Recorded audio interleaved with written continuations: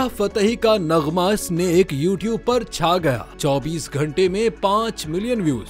Nora Fatehi का नगमा snake 24 घंटे में यूट्यूब पर दूसरा सबसे ज्यादा देखा जाने वाला म्यूजिक वीडियो बन गया है। गुलकारा और रक्कासा नोरा फतेही के नगमे में अमरीकी गुलकार और नगमा निगार जैसन डेरुलो को भी देखा गया है। व्यूज की मुनासिबत से snake black pink girls group Kiki रुकन रोज और गुलकार ब्रूनो मार्स के नगमे आपटा पटे से पीछे है। स्नेक ने यूट्यूब पर गुज़िश्ता 24 घंटे में 5 मिलियन व्यूज हासिल किए हैं और ब्रूनो मार्स और लेडी गागा के 2024 के chart buster die with a smile को पीछे छोड़ दिया है। नोरा फतेही के म्यूजिक वीडियो स्नेक ने 88 मिलियन व्यूज हासिल किए हैं और यूट्यूब पर 16वें नंबर पर ट्रेंड कर रहा है।